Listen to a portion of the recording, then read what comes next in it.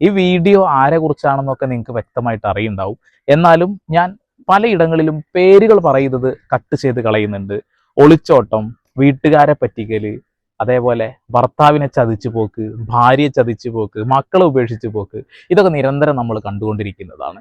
ഈയിടെ ഒരു പ്രമുഖ വ്ളോഗർ അല്ലെങ്കിൽ ഒരു പ്രമുഖ കണ്ടന്റ് ക്രിയേറ്റർ, അതാണ് കറക്റ്റ് വാക്ക്, അദ്ദേഹത്തിന്റെ വൈഫ് അദ്ദേഹത്തിനെ ചതിച്ച് ഒളിച്ചോടി പോയ ഒരു കഥ നിങ്ങൾ കേട്ടിട്ടുണ്ടാവും. സത്യത്തിൽ അവിടെ ഒരു ചതി ഈ കണ്ടന്റ് ക്രിയേറ്ററും ചെയ്തു എന്ന രീതിയിലുള്ള ഒരു ശബ്ദ സന്ദേശം പുറത്തു വരുന്നു. ആ ഒളിച്ചോടിപ്പോയ വ്യക്തിയുടെ, അതായത് നിലവിൽ അവരുടെ അമ്മ ഡൈവേഴ്സാണ്, അച്ഛനും ഡൈവേഴ്സായിട്ട് രണ്ടാമതൊരു വിവാഹം കഴിച്ചതാണ്. രണ്ടാമത് വിവാഹം കഴിച്ച ആളൊരു നേതാവും കാര്യങ്ങളൊക്കെയാണ്, ഒരു അഡ്വക്കേറ്റ് അങ്ങനെ എന്തോ ആണെന്നൊക്കെ അറിയാൻ കഴിഞ്ഞു. ഇവിടെ ഈ ഒരു പെൺകുട്ടി ഒളിച്ചോടി പോകാനുള്ള കാരണം, റീസൺ, അതൊക്കെ വ്യക്തമായിട്ട് വീഡിയോയിൽ മനസ്സിലാവും. പിന്നെ ഒളിച്ചോടിപ്പോയിട്ടുള്ളത് ഒരു ബസ് ഡ്രൈവറായിട്ട് അല്ലെങ്കിൽ ബസ്സിലെ ജീവനക്കാരനുമായിട്ടാണല്ലോ. ഈ ബസ് ജീവനക്കാരനുമായി ബന്ധപ്പെട്ടുകൊണ്ടുള്ളതുമായിട്ടുള്ള കുറച്ച് കാര്യങ്ങളാണ് പുറത്തു വന്നിട്ടുള്ളത്. ഞാൻ ആദ്യം തന്നെ പറയുന്നു, ഇവിടെ പേരുകളില്ല. ഇവിടെ എന്താണ് സാഹചര്യം എന്ന് നിങ്ങളൊന്ന് കേട്ട് മനസ്സിലാക്കുക.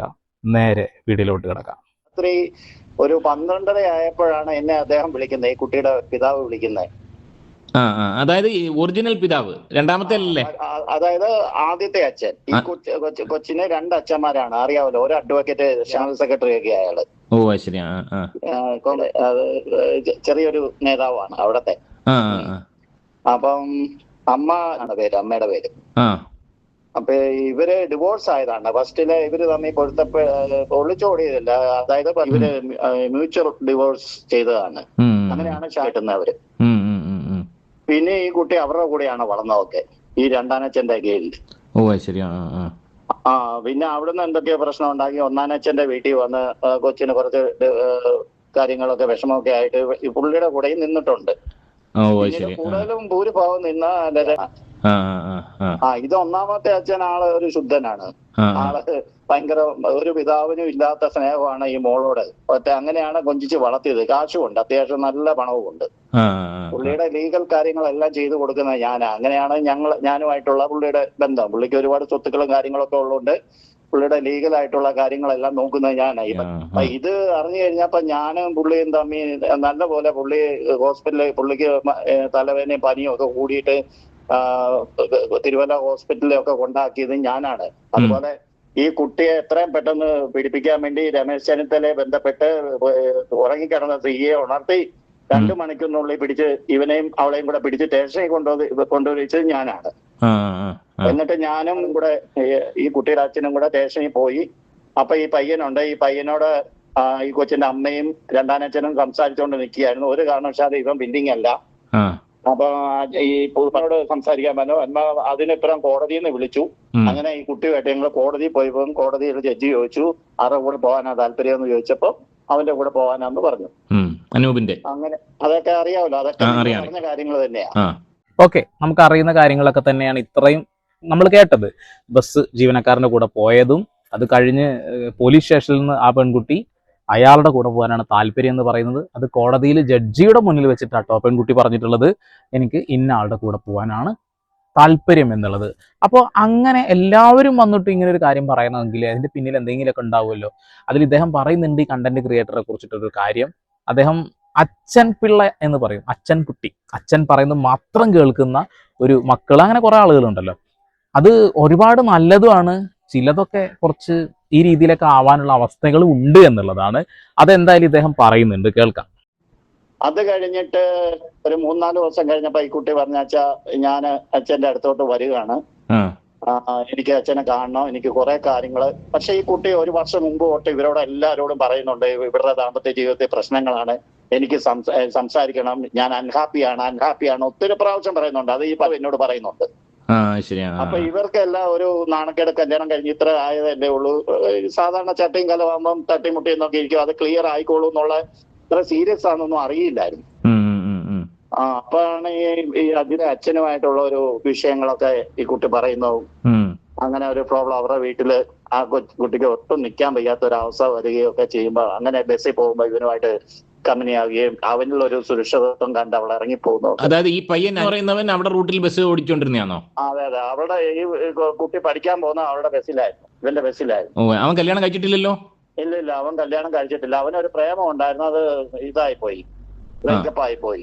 അതിന്റെ നിരാശയൊക്കെ ഇരിക്കുമ്പോഴാണ് ഇവളുമായിട്ട് സ്നേഹമായത്. ഓക്കെ, നിരാശയിൽ ഇരിക്കുന്ന സമയത്താണ് ഇവരെ പരിചയപ്പെടുന്നത്, ബസ്സിൽ നിരന്തരം കാണുകയാണ്, അങ്ങനെയാണ് പ്രണയത്തിലാവുന്നത്. ഓക്കെ, കാലം പോകുന്ന ഒരു പോക്ക്. ഈ പെൺകുട്ടി ഓൾറെഡി വീട്ടുകാരോട് പറഞ്ഞിരുന്നു ഇങ്ങനെ വിഷയമുണ്ട് എന്നുള്ളത്. അത് വീട്ടുകാർ ഇടപെട്ടിരുന്നെങ്കിൽ നല്ല രീതിയിലായിരുന്നില്ലേ? ഇപ്പൊ നാണക്കേടിന്റെ വക്കില് ആർക്കൊക്കെ നാണക്കേടുണ്ടായി? ഇരു കൂട്ടർക്ക് നാണക്കേട്, വീട്ടുകാർക്ക് നാണക്കേട്. മക്കള് പറയുന്ന ചില കാര്യങ്ങളുണ്ടല്ലോ, അത് രക്ഷിതാക്കള് ശരിയായ രീതിയിൽ തന്നെ എടുക്കണം. അതൊരു തമാശയായിട്ട് എടുക്കരുത്. അങ്ങനെ ആവുമ്പോൾ ലൈഫ് ഏത് രീതിയിലാവും എന്നുള്ളതിന്റെ ഏറ്റവും വലിയ ഉദാഹരണമാണിത്. തീർന്നില്ല, ബാക്കിയും കൂടി കേൾക്കാം എന്തായാലും. അച്ഛൻ മരിച്ചു പോയ ഒരു അമ്മയും ഒരു അനിയനും മാത്രമുള്ള ഒരു ചെറിയൊരു വീടാണ്. അത്യാവശ്യം ചെറിയ ഒരു 10-50 സെന്റ് സ്ഥലമുണ്ട്. ഗവൺമെന്റ് ജോലിയൊന്നുമില്ല. 750 രൂപയുടെ ഡെയിലി ബേസിനാണ് ഇപ്പോഴും പോയിക്കൊണ്ടിരിക്കുന്നത്. ആണല്ലേ? ജോലി കിട്ടിയെന്നിങ്ങനെ ഒരു ഇൻഫർമേഷൻ കിട്ടിയായിരുന്നു? താൽക്കാലിക ജോലിയാണ്. എംപ്ലോയർ എന്തോ ഒരു വകുപ്പുണ്ടല്ലോ, 700 ഡെയിലി അന്നന്ന് പോകുന്ന അന്നന്ന് കാശ് കിട്ടും. ഓ, അത് KSRTC-യിലാണെങ്കിലും ടെമ്പററിയാ. യദുകൃഷ്ണന്റെ ജോലി. യദുകൃഷ്ണൻ ഇല്ലേ, വിവാദ നായിക? അതെ. ആദ്യമായിട്ട് പ്രശ്നം ഉണ്ടാക്കിയേക്കുന്ന പുള്ളി, അദ്ദേഹത്തിന്റെ അവസ്ഥ തന്നെ. അദ്ദേഹത്തിന്റെ പോലെ ഡെയിലി വേസിന് പോയിക്കൊണ്ടിരിക്കുമ്പോഴാണ് ഈ കുട്ടിയായിട്ട് സ്നേഹത്തിലാവുന്നതും ഇവരങ്ങനെ രാത്രിക്ക് അങ്ങ് പോകുന്നതൊക്കെ. അതിനുശേഷം 4 ദിവസം അവന്റെ കൂടെ കഴിഞ്ഞോളൂ. കുറച്ച് 3-4 ദിവസം കഴിഞ്ഞു. ഒന്ന് തോന്നുന്നു 4 ദിവസം. 4-ാമത്തെ 5-ാമത്തെ ദിവസം കുട്ടി വിളിച്ചു പറഞ്ഞു വേറെ ജീവിതം അടുത്തിട്ടൊന്നുമില്ല. അവനോട് അനുവാദം മേടിച്ചിട്ട് തന്നെ പുള്ളി കുട്ടിയെ വീട്ടിൽ കൊണ്ടു നിർത്തിയിരിക്കുന്നത്. കാര്യങ്ങളൊക്കെ പറയാനായിട്ട്, അച്ഛനോട് ഉണ്ടായ സംഭവങ്ങളൊക്കെ വിവരിക്കാനായിട്ട് ആ കുട്ടി വന്നത്. തിരിച്ചു പോകുന്നു തോന്നുന്നു, എനിക്കറിയില്ല. ഇപ്പം ബന്ധമുണ്ട്. ഡിവോഴ്സിൽ നിന്ന് വക്കീല് വരും. വക്കീല് വന്ന് മ്യൂച്വൽ ഡിവോഴ്സ് ആണ് അവർ ഉദ്ദേശിക്കുന്നത്. ഓ ശരി. അതുകൊണ്ട് ഡിവോഴ്സ് കഴിഞ്ഞിട്ട് ഇവനുമായിട്ട് കല്യാണം നടത്തി കൊടുക്കുമല്ലോ എന്ന് എനിക്കറിയില്ല. എന്തായാലും ആ കുട്ടിക്ക് താല്പര്യമാണെന്നാ പറഞ്ഞിരിക്കുന്നത്. ആ കുട്ടി അവനെ വിട്ടു പോകുകയല്ലെന്നാണ് ഞാൻ അറിഞ്ഞത്. മനോരമയിലൊക്കെ ന്യൂസ് വന്നിട്ടുണ്ട് ഇപ്പൊ ഇതുമായിട്ട് ബന്ധപ്പെട്ട്. അതെ, അതെന്ത് വാർത്തയാണ് വന്നിരിക്കുന്നത്? അതായത് കുട്ടി അച്ഛന്റെ വീട്ടിലാണ്, ഒളിച്ചോടിയിട്ടില്ല എന്നുള്ള തരത്തിലാണ് കുട്ടി. ഒളിച്ചോടിയത് സത്യം തന്നെ. ഒളിച്ചോടിയത് സത്യം തന്നെ. അത് കുട്ടിയുടെ അച്ഛന്റെ വീട്ടിൽ ഇപ്പോഴാണ് ഒരു 3-4 ദിവസത്തിന് ശേഷം ആയിട്ടുള്ള ബന്ധം ഇപ്പോഴും തുടരുന്നുണ്ട്. അനുവദിച്ചിട്ടില്ല. അതിലൂടെ തന്നെയാണ് കുട്ടി. അനുഭവത്തോടു കൂടിയാണ് അച്ഛന്റെ വീട്ടിൽ വന്നേക്കുന്നത്. ഞാൻ അവരുടെ അത്ര ഫാമിലി ഫ്രണ്ട് ആന്നേ. ഈ പുള്ളി ഞാനും ചങ്ക് ബന്ധമാണ്. അതുകൊണ്ടാണ് എനിക്കെല്ലാ വിവരം അറിയാവുന്നത്. ഈ കുട്ടി ഇന്നലെ 1 മണിക്കൂറോളം എന്നോട് സംസാരിച്ചല്ലോ. കാര്യങ്ങളൊക്കെ ഇത്ര സീരിയസ് ആണ്. ആ കുട്ടിയുടെ ഭാഗത്തും ചെറിയ ന്യായമൊക്കെ ഉണ്ട്. ചെറിയ ന്യായമല്ല. ഞാൻ ഒരൊറ്റ കാര്യം ചോദിച്ചോട്ടോ, ഈ കുട്ടി ഇത്രയും തെറ്റ് ചെയ്തിട്ടുണ്ടെങ്കിൽ എന്തുകൊണ്ട് അവർക്കെതിരെ തിരിയുന്നില്ല? അതേസമയം അവളെ പോലീസ് സ്റ്റേഷനിൽ അങ്ങോട്ടും ഇങ്ങോട്ടും തേജോവധം ചെയ്യലെന്ന് എഴുതി വെപ്പിച്ചു. പല രഹസ്യങ്ങളും ഇവിടെ പുറത്ത് പറയും. തെളിവ് സഹിതം പുറത്ത് വിടുമെന്ന് നന്നായിട്ട് അറിയാം. അതുകൊണ്ടാണ് അങ്ങനെ ഒരു അഗ്രിമെന്റ് വെച്ചിരിക്കുന്നത്. ഇതിനെല്ലാം തെളിവും കാര്യങ്ങളൊക്കെ ഉണ്ട്. അപ്പൊ ഈ വീട്ടിൽ അച്ഛൻ കുട്ടിയാണ്. അച്ഛൻ പറയുന്നതിന്റെ അപ്പുറം അച്ഛനെ കണ്ട ഉടനെ എഴുന്നേക്കും. അത്ര പേടിയാണ് അച്ഛന്. ഭക്ഷണം കഴിക്കുവാണെങ്കിലും അവർക്ക് ഒരു ഫ്രീഡവും ഇല്ലെന്നാണ് ഈ കുട്ടി പറയുന്നത്. അച്ഛനാണ് അങ്ങനത്തെ സ്വഭാവം. അങ്ങോട്ട് പറഞ്ഞിട്ട് അത് ഒന്ന് ചോദ്യം ചെയ്യുക പോലും ചെയ്തില്ല എന്നുള്ളതാണ് ഈ കുട്ടിയുടെ ദുഃഖം. ഓ അത് ശരിയാ. അതാണ് മെയിൻ വിഷയം. അവർക്കിടെ പ്രശ്നം ഉണ്ടായി. ഈ കുട്ടിയുടെ അച്ഛന് ഈ കുട്ടിയോട് ഇത്ര പക ഉണ്ടാകാൻ കാരണം അത് വീട്ടിൽ നിന്ന് മാറി താമസിക്കാൻ പറഞ്ഞല്ലേ? മെയിൻ വില്ലൻ അച്ഛനാണ്. അതിനാണ് മെയിൻ വില്ലൻ. വീട്ടിൽ നിന്ന് മാറി താമസിക്കാൻ പറഞ്ഞല്ലേ? വീട്ടിൽ നിന്ന് താമസിക്കാൻ പറഞ്ഞു. ഹോസ്റ്റലിലുള്ളൂ. നിന്നെ വേണമെങ്കിൽ ഹോസ്റ്റലിൽ വിട്ടേക്കാം, ഞാൻ വരുന്നില്ല. എന്റെ അച്ഛനും അമ്മയും വിട്ട് ഞാൻ വരികയായിരുന്നു. അത് ന്യായം. ഒരു മകനെ അങ്ങനെ വിളിച്ച ചില മക്കള് അച്ഛനോടും അമ്മയോടും സ്നേഹമുള്ളവർ പോവുകയില്ല. പക്ഷെ ഇങ്ങനെ ഒരു പ്രശ്നവും വന്ന് ഇവർക്ക് അവിടെ ജീവിക്കാൻ മേലാത്ത രീതിയിൽ വന്നപ്പോഴാണ് ഇവള് വേറെ താമസിക്കാന്ന് പറഞ്ഞത്. നിരസിച്ചു. അതാണ് വിഷയം. അപ്പം നിലവില് അച്ഛന്റെ വീട്ടിലാണുള്ളത്. സ്വന്തം അച്ഛന്റെ വീട്ടിലാണ് അവളെ ഉള്ളത് ഒറ്റയ്ക്ക്. അതെ, തീർച്ചയായിട്ടും. ഇപ്പൊ അച്ഛൻ അവളെ ഏറ്റെടുത്തിരിക്കുകയാണ്. ആ പയ്യനെ അച്ഛൻ അംഗീകരിച്ചിട്ടില്ല ഇതുവരെയായിട്ട്. ഒളിച്ചു കൊണ്ടുപോയ പയ്യനെ അംഗീകരിച്ചിട്ടില്ലെങ്കിലും അവനെ അംഗീകരിച്ചിട്ടില്ല എന്നാണ് ഞാൻ അറിഞ്ഞത് ഇതുവരെ. അയാൾക്ക് അംഗീകരിക്കുകയാണെങ്കിൽ കുറച്ചും കൂടെ ബുദ്ധിമുട്ടാണ്. കുറച്ചും കൂടെ കഴിഞ്ഞിട്ട് അംഗീകരിക്കുമായിരിക്കും. അച്ഛന് താല്പര്യം ഇല്ലെന്നല്ല, അച്ഛന് ഏതൊരച്ഛനായാലും കുറച്ച് ഇത് വരുമല്ലോ. അങ്ങനെ ഒരു ഇത് പുള്ളി അംഗീകരിക്കുകയോ വീട്ടിൽ കയറ്റി താമസിപ്പിക്കുകയോ ഒന്നും ചെയ്തിട്ടില്ല അവനെ. പുള്ളി ഒറ്റയ്ക്കാണ് ഇപ്പം. ഫാദർ ഒറ്റയ്ക്കല്ല, അമ്മയുണ്ട്, അപ്പൂപ്പനുണ്ട്, 2 ജോലിക്ക് ഒരു ബന്ധുവുണ്ട്, പിന്നെ 2-3 ജോലിക്കാരുണ്ട്. ഒരു ഹൈ ഫാമിലിയാ.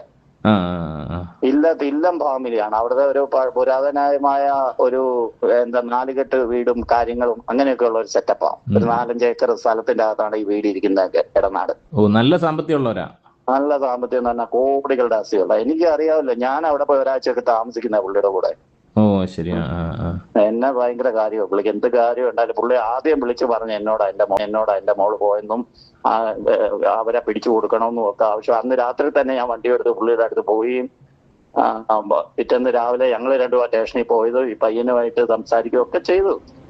കാര്യം ഉണ്ടായില്ല. ഓക്കെ, ഒരു ചെറിയ പ്രശ്നമായിരുന്നു, കേട്ടില്ലേ? അവർക്ക് വീട്ടിൽ വോയിസ് ഇല്ല, ആ പെൺകുട്ടിക്കും ഇല്ല, ഇവനും ഇല്ല. ആ പെൺകുട്ടി പറഞ്ഞത്ര നമുക്ക് വീട് മാറി പോവാന്നുള്ളത്. പക്ഷെ അവൻ അച്ഛൻ പറയുന്ന വാക്കുകൾക്ക് അപ്പുറത്തേക്ക് വേറൊന്നും ചിന്തിക്കാത്ത ഒരാളായതുകൊണ്ട് ചില സമയത്തൊക്കെ ഞാൻ പറഞ്ഞില്ല നല്ലതാണ്, ചില സമയത്തത് ഈ രീതിയിലാവുന്നു എന്ന് പറയണം. ഈ പയ്യനെ ഗേ ആണെന്ന രീതിയിലൊക്കെ ആളുകൾ കമന്റ് ഇട്ടതൊക്കെ നമ്മൾ കണ്ടതാണ്, നമ്മളത് ചർച്ച ചെയ്തതാണ്. എന്തിനാടാ? ഇതറിയാത്ത കഥയായിരുന്നു നിങ്ങൾക്ക്. അറിയാത്ത കഥ അത് വിട്ടുകളയുക വേണ്ടത്. അല്ലെങ്കിൽ നിങ്ങളുടെ കയ്യിൽ ഇത്തരം രീതിയിൽ എന്തെങ്കിലും കേട്ടിരിക്കണം. ഇതാ ഏറ്റവും അടുത്ത് നിൽക്കുന്ന ഒരു വ്യക്തിയാണ് പറയുന്നത്. അതായത് അവരുടെ നിയമപരമായിട്ടുള്ള നിയമ ഉപദേശകനായിട്ടുള്ള ഒരു വ്യക്തിയാണ് പറയുന്നത്. ഞാൻ പേരുകളൊന്നും ഇവിടെ പറയുന്നില്ല. നിങ്ങൾക്ക് സാഹചര്യം അറിയാം, സന്ദർഭം അറിയാം, എന്താണ് ഏതാണ് ആരാണ് എന്നും വ്യക്തമായിട്ടുള്ള ധാരണയുണ്ടാകും. വീട്ടുകാർ ആ പെൺകുട്ടിയുടെ ആ വാക്കൊന്ന് കേട്ടിരുന്നെങ്കിൽ, അല്ല ആ പയ്യൻ ആ വാക്കൊന്ന് കേട്ടിരുന്നെങ്കിൽ ഇന്ന് ഈ ഒരു നാണക്കേടിലേക്ക് എത്തില്ലായിരുന്നു. എന്തായാലും മ്യൂച്വൽ അണ്ടർസ്റ്റാൻഡിങ്ങിന്റെ പുറത്ത് തന്നെ ഇനി ബന്ധം വേറിടും. രണ്ടുപേരും രണ്ട് വഴിക്കായി. എന്തൊക്കെയായാലും ആ പയ്യൻ പഴയ പോലെയല്ല, ഇപ്പോൾ അത്യാവശ്യം നല്ല അടിപൊളിയായിട്ട് അഭിനയിക്കുന്നുണ്ട്. അവൻ കോമാളിത്തരങ്ങൾ കാണിക്കുന്നു എന്നൊക്കെ ആയിരുന്നു കമന്റ്. അതൊക്കെ മാറി നല്ല ഒരു അടിപൊളി അഭിനേതാവായിട്ട് മാറുന്നു. ചില സമയങ്ങൾ അങ്ങനെയാണ്, ചിലത് സംഭവിക്കുമ്പോൾ നമുക്ക് ഒരുപാട് ഉയർച്ചയിലെത്താനുള്ള സാധ്യതയുണ്ട്. അപ്പോൾ പരമാവധി ഷെയർ ചെയ്യുക. കാരണം ഇത് മാതാപിതാക്കളൊക്കെ കേൾക്കേണ്ട ഒരു കാര്യമാണ്. മക്കളുടെ ചില വാക്കുകൾ നമ്മൾ കേൾക്കാതെ ചെവി കൊടുക്കാതിരുന്ന് കഴിഞ്ഞാൽ നമുക്ക് തന്നെ ഭാവിയിൽ അത് വലിയ നാണക്കേടുണ്ടാവും. അവരുടെ ലൈഫിനെ അത് ബാധിക്കും. ഒളിച്ചോടിപ്പോയി എന്ന് പറയുന്നുണ്ടല്ലോ, അതിൽ ആ ബസ് ഡ്രൈവറോ ക്ലീനറോ ആയിട്ടുള്ള പയ്യൻ, അയാളുടെ സാമ്പത്തികം കേട്ടില്ല. 50 സെന്റോളം സ്ഥലമുണ്ട്. ഇപ്പോൾ ഒരു താൽക്കാലിക ഗവൺമെന്റ് ജീവനക്കാരനാണ്, അത് ഡെയിലി വേജസിന് പോകുന്ന ഒരാളാണ്. അപ്പോൾ ജീവിക്കാനുള്ള വകുപ്പൊക്കെ ഉണ്ടാവും. പക്ഷേ ഇദ്ദേഹത്തിന്റെ കൂടെ ഉണ്ടായിരുന്ന ആ ഒരു സാമ്പത്തിക ഒരു സംഭവങ്ങൾ ഉണ്ടാവില്ല എന്ന് മാത്രമേ ഉള്ളൂ. അപ്പോൾ വീണ്ടും പുതിയ വാർത്താവിശേഷങ്ങളുമായി സന്ദീപ് സൈനിങ് ഓഫ്.